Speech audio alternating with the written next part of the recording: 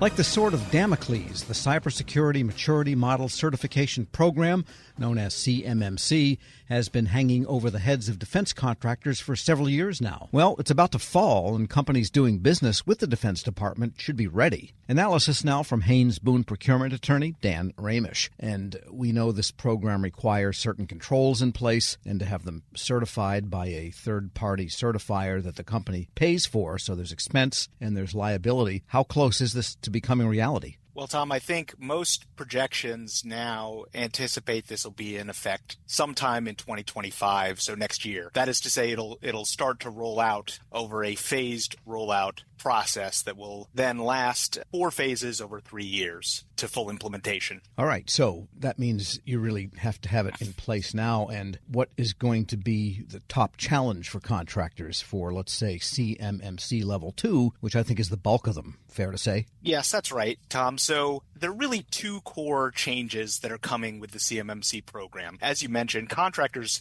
have had to be in compliance with certain cybersecurity controls already. What the CMMC program is doing is adding new verification mechanisms, particularly for Level 2, requiring independent third-party assessments rather than self-assessments. And then it's also requiring full compliance with all security controls, whereas for years, contractors that have had CUI would have a system security plan, and if they couldn't fully meet all 110 controls required by NIST Special Publication 800-171, they could prepare what was called a plan of action and milestones, which would then explain how they were going to come into compliance and on what time frame. But DoD discovered that contractors kind of kicked the can down the road on outstanding POAMs and failed to close them out. So CMMC is going to make contractors come into full compliance, close out all POAMs within 180 days. So that's a big change, requiring full compliance with all the controls. And even from the start of CMMC, there are going to be new restrictions on what controls can be, quote unquote, POAM'd.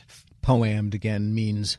Plan of action and milestones. Okay. Means I haven't done it yet, but I'm planning on it, and you'll hope I do. I'm working on it. Well, now there's going to be a cutoff to I'm working on it, and then there's going to be a final exam for CMMC Level 2 in the form of a third-party assessment, making sure that you actually comply with all the controls. And this is a big time investment, an effort investment by contractors, and therefore it's a big cost? Absolutely. And really the costs have been understated by DoD, or at least downplayed. In the assessments descriptions in the Title 32 rule back in December, DoD estimated that the cost of Level 2 assessment would be about $100,000, which is pretty significant, particularly because the assessments will have to take place every 3 years.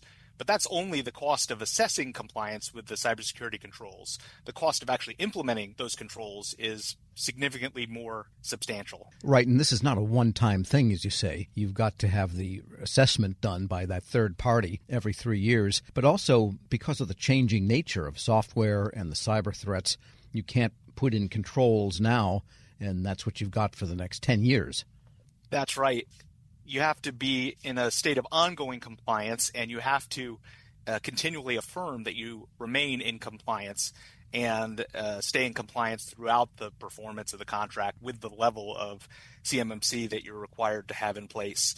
And actually, one of the new requirements in the DFARS rule that came out in August was that contractors will have to notify contracting officers within 72 hours if there are any lapses in information security or changes in the status of CMMC certificate or their self-assessment levels during the performance of the contract. That is, you have to report something that may not be a cybersecurity incident breach itself. That's exactly right. This has been interpreted as being broader than the current rapid reporting requirements for defense contracts with CUI. So it's a new mechanism to ensure that contractors stay in compliance during the performance of the contract. We were speaking with Dan Ramish. He's a procurement attorney with Haynes Boone. And what are the liabilities here if you don't do these things? Or, I mean, there's really 2 possibilities. One, you don't have the controls in place you said you did, and the assessor says, oops, you're a POAM or something, or you better get a POAM going. And then there is if you were actually breached. And then when you are breached, they're branching off from that 2 possibilities. One, you were breached even though you were in total compliance, or you were breached, data was lost, and you were not in compliance. So kind of 3 possibilities there. What does all that mean? What could that cost contractors if something happens? So contractors are going to have to be in compliance with CMMC, at least conditionally. And as we say, after 180 days, they have to close out all remaining POAMs. And if they can't meet the CMMC level in order to receive an award, they'll be cut out of the defense market if they can't achieve and maintain the CMMC level that's required. That's obviously a huge consequence. And DoD is no longer going to accept partial measures. With the phasing out of POAMs, contractors are going to need to comply with all the security requirements. But right. There are also significant liabilities if they incorrectly certify. Now, for most CMMC Level 2 contractors, there will be a third-party assessment, so they'll at least have a different entity that is attesting to their certification status. So in some ways, that'll reduce the risk, even though it'll increase the cost by having to retain that company to do that assessment. By the way, can contractors, say, establish a assessment practice and sell that to other contractors as long as their own assessors don't look at their own company? There is a whole ecosystem that's evolved around this. There are specific CMMC third-party assessment organizations, or C3PAOs, that will obtain the ability to do these assessments. And that's kind of a distinct role from companies that are playing in the system as defense contractors. Got it. Yeah, so they're defense subcontractors in effect. Right. They're a separate outsourced function performing that assessment for the government. Now, the government, for certain select contractors that are required to obtain CMMC Level 3, DoD is actually going to do those assessments itself. But the goalpost is being moved for all contractors across the spectrum to have greater verification mechanisms. And actually, that's going to affect even companies that don't have any CUI, that only have federal contract information, or FCI. Those companies have not been subject to assessment requirements, and now they're going to have to perform self-assessments and report those, which will create new liabilities for those companies. And is there any cost recovery mechanism through a contract for obtaining and then maintaining your compliance under CMMC? Companies that have cost-type contracts, these costs should be reimbursable. But companies that are performing fixed-price contracts, there isn't a specific mechanism to recover the costs. And part of the issue is that the Department of Defense has assumed that contractors have been in compliance with the safeguarding requirements, starting back in 2017. Mm-hmm.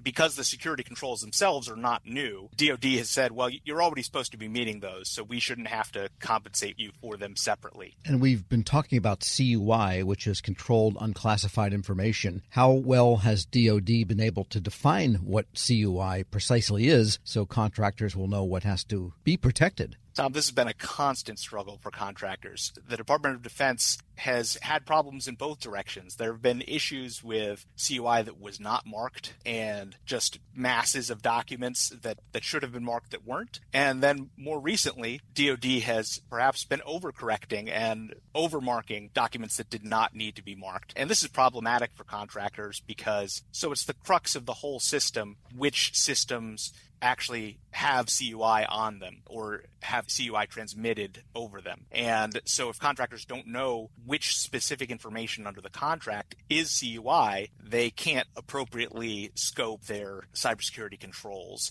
And this is one of the major omissions from the two DoD rulemakings, the Title 32 rulemaking in December and the August Title 48 rulemaking. There's no specific either regulatory or contractual requirement for DoD to identify what information that'll be provided or generated under the contract is CUI. And that's a really fundamental point that should be addressed. It's addressed in DoD policy and in frequently asked questions, but it should be in the regulations in the contract as well.